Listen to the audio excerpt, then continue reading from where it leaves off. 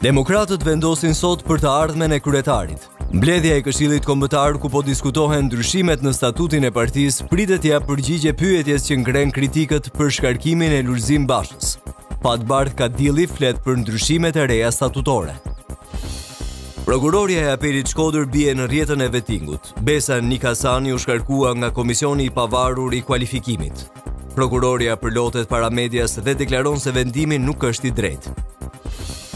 Gjykata e Apelit në Shkodër liron 7 nga 11 nga kuksianët e arrestuar. Trupi gjykues vendosi të lërë në burg 4 protestuesit e tjerë. Mbështetës dhe familjarë protestojnë para gjykatës.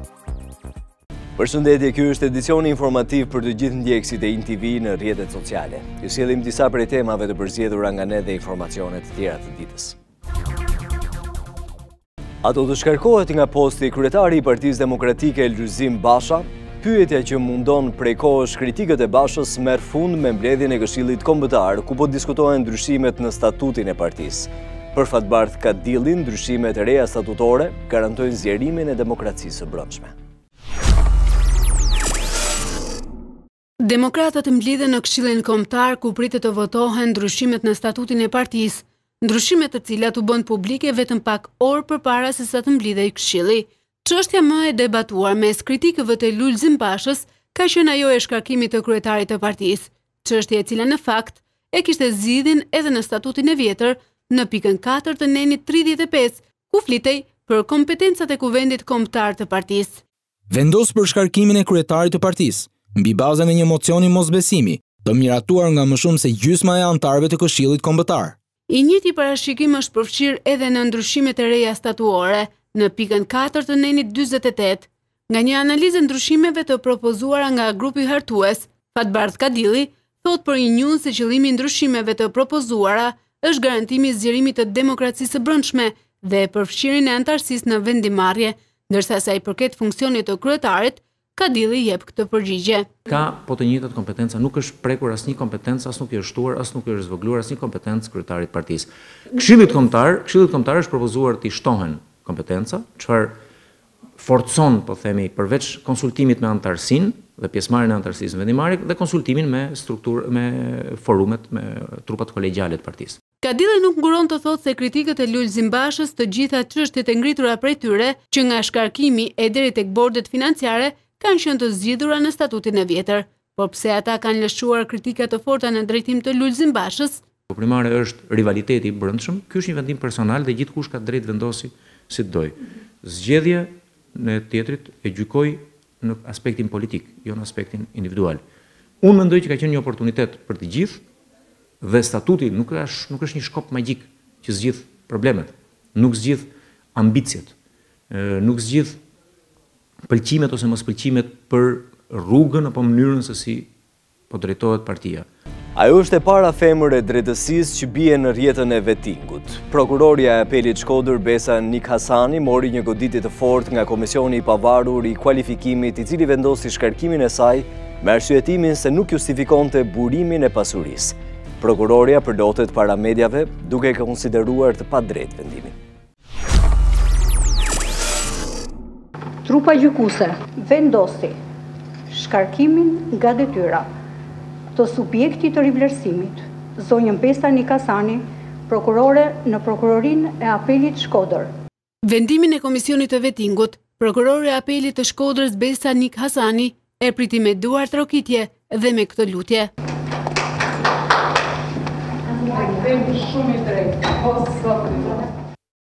Ndërsa nuk i fshehu lotët, përballë medias, prokurore Nikasani thot se kishte besim në procesin e vettingut, por sot ajo ngre disa pikpyetje.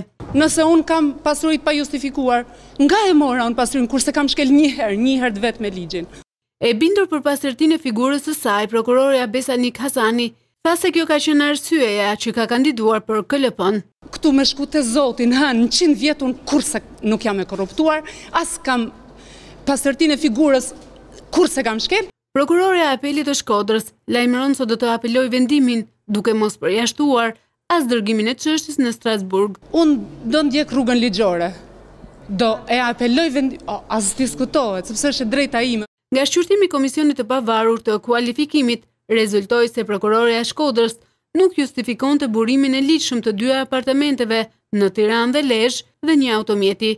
Nik Hasani nuk është e para që nuk kalon procesin e vettingut. Më herët antari i gjykatës kushtetuese Fatos Lulo u shkarkua nga detyra për shkak se nuk justifikonte të ardhurat financiare. E të njëjtin fat kishte edhe gjykatësi i apelit të Durrësit Besim Trezhnjeva. Ministri i Jashtëm Ditmir Bushati komenton marrjen e rekomandimit nga Këshilli Evropian për hapjen e negociatave, ndërsa thekson se duhet punuar deri në minutën e fundit. Bushati zgjodhi RTV për të dhënë mesazhin se duhen shtuar përpjekjet për plotësimin e kushteve të Brukselit. Entuziazmi për marrjen e rekomandimit pozitiv për hapjen e negociatave i ka lënë vend përgjegjësisë së qeverisë shqiptare në mënyrë që në fund të muajit qershor vendet anëtare të hapin dritën jeshile Shqipërisë. Ministri i Jashtëm Ditmir Bushati ka zgjedhur RTV-n për të dhënë mesazhin e qartë se përpjekjet për plotësimin e kushteve të Brukselit duhen shtuar përgjatë kësaj kohe. Duhen përpjekje për të vijuar procesin e reformimit të mëtejshëm të jetës institucionale në vend, për të larë sa më shumë hesape me krimin organizuar dhe korrupsionin, për të pastruar sa më shumë titujt e pronësisë nga lloj-lloj situatash të paqarta dhe të pakëndshme, të cilet jo vetëm i marrin frymën qytetarëve shqiptar nga gëzimi i drejtave pronësore, por edhe janë pengesë për një pranim më të madhe të kapitalit vendas dhe ndërkombëtar në Shqipëri. Duke theksuar rëndësinë për të punuar deri në minutën e fundit, atëherë kur Këshilli Evropian të marrë vendimin nëse do t'i hap dritën jeshile për hapjen e negociatave Shqipërisë, Bushati bashkohet në një pikë me Lulzim Bashën për sa i përket këtij procesi. Bie dakord me pjesën e parë të qëndrimit të kryetarit të Partisë Demokratike. Është gjithashtu fillimi i bisedimeve për antarësim një mundësi më e madhe për Komisionin Evropian, për vendet anëtare, për institucionet evropiane në përgjithësi, për të monitoruar procesin e transformimit demokratik dhe zhvillimit ekonomik e shoqëror në Shqipëri. Gjykata e apelit në Shkodër liron 7 nga 11 arrestuarit që protestuan kundër vendosjes së taksës në rrugën e Kombit. Trupi gjykues vendosi të lërë në burg 4 protestuesit e tjerë, ndërsa në sallë jepej vendimi jashtë ambienteve të gjykatës u protestua në shenjë solidariteti për të arrestuarit. Lironi vllazëtar! Lironi vllazëtar! Lironi vllazëtar! Arrestoni banditin Samir Tahiri! 11 arrestuarit që protestuan kundër taksës së rrugës së Kombit dhe qindra familjarë të tyre kanë pritur me ankth sot vendimin e apelit, që në fakt ndodhi ajo që nuk e prisnin. 7 nga ta u liruan, por me kusht detyrim paraqitje dhe 4 të tjerë mbetën në burg. Gjithsesi, gjykata e apelit në Shkodër nuk pranoi si provë videot e momentit të arrestimit të protestuesve, të cilat u paraqitën nga avokatët e tyre. Një nga kuksianët që është dënuar me arrest shtëpie ka habitur të gjithë gjatë dëshmisë të tij.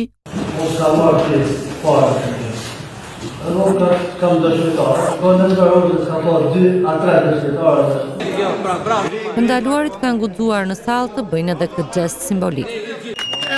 Jashtë ambienteve të gjykatës kanë qëndruar për orë të tëra me qindra protestues nga gjithë Shqipëria në shenjë solidariteti për të arrestuarit. Ata kanë hedhur tymuese dhe me pankarta në duar kanë lëshuar dhe thirrje kundër qeverisë. Ata nuk duhet pajtohen me diktatorin. Edhe opozita ka mbështetur këtë protestë dhe deputetët e saj kanë mbajtur qëndrime të ashpra deri dhe të frikshme. Po ju them do të përdorim të gjitha format dhe mjetet për lirimin edhe 4 fuksianëve të tjerë. Një shtet i cili bën repreziale ndaj qytetarëve të thjeshtë, ndaj qytetarëve të varfër dhe mbështet me gjitha forcat krimin e organizuar, korrupsionin masiv. Protesta dhe vetëm protesta, revolt mbar popullore. Bie numri divorceve në Shqipëri. Numri çifteve që u ndan zyrtarisht gjatë vitit 2017 ra me 1700 raste krahasuar me 2016-ën. Zbulohet edhe shkaku i uljes së numrit të zgjidhjes së martesave. Shqiptarët po celebrojnë zyrtarisht më pak dhe po bashkëjetojnë më shumë. Numri divorceve vitet e fundit ka qenë në rritje të vazhdueshme dhe kulmoi në 2016 ku shënuan 25 divorce në 100 martesa, po në 2017 ai rezulton mbi ulët, pasi nëse në 2016 martesat i zgjidhen rreth 10.000 çifte, në 2017 u divorcuan 8.300, pra janë shënuar 18.3 divorce në 100 martesa, dhe ky është niveli mbi ulët që nga viti 2013, po dhe rënja e parë në 5 vite. Ndërsa arsyet se pse po divorcojnë kaq shumë shqiptarët lidhen me faktorët social dhe ekonomik si tradhtit, dhuna, humbja e parave në bixhos apo dhe veset tjera. Por ekspertët raportojnë se ulja e numrit të zgjidhjeve të martesave një vit më parë nuk lidhet me faktin se familja po forcohet, por se shqiptarët po celebrohen zyrtarisht më pak dhe po bashkëjetojnë më shumë. Nëse në vitin 2003 kishte mesatarisht 25.000 martesa, në vitet e tjera numri u tkur, duke shkuar edhe në ekstrem deri në 13.000 martesa në vit. Por shumë çifte, në fakt edhe pse mund të kenë arsye të forta për të divorcuar, nuk e marrin vendimin për shkak se nuk kanë me ç'të ushqen, apo jetojnë në zona të thella ku mentaliteti vazhdon të dënojë gruan që merr guximin të ndajë burrin. Për të gjithë ata që nuk kanë mundur të informohen me zhvillimet më të fundit, përcjellim lajmet kryesore në web. Indivi.al, Rama me të rinjt, si të siguroni më shumë para kur vendi ecën me një këmbë. Newsbomb.al, shkatërrohet grupi kriminal në Itali, bestyre 36 vjeçari shqiptar. Syri.net, reforma zgjedhore, debate në komision për prioritetet, rebelohen të vegjëlit. Lapsi.al, Kastriot Gjuzi, vrasësi Marion Majollarit, zgjedh heshtjen, nuk pranon as avokat. Opinion.al, motori përfundon në oborin e shtëpisë, plagosen rënd 2 të rinj. 360 gradë, në shitje Vila e Ëndrave të Al Capone, ku planifikoi masakrën e Shën Valentinit. Dhe jeta është qef, shkrumbohet makina luksoze në Durrës, policia ende heton.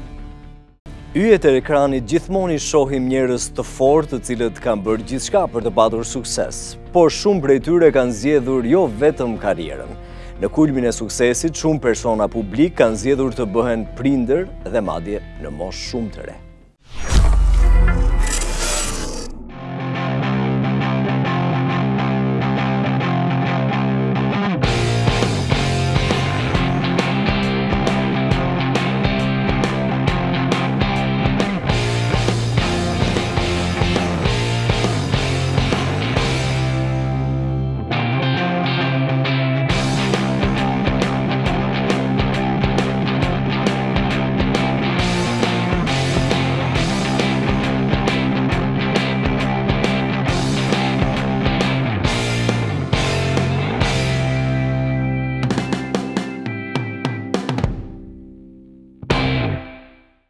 Ekspertët në Filadelfia po vëzhgojnë nga afër një nga pjesët e dëmtuara të avionit Southwest Airlines Boeing 737-700. Shpërthimi i ndodhur i mori jetën një pasagjeri.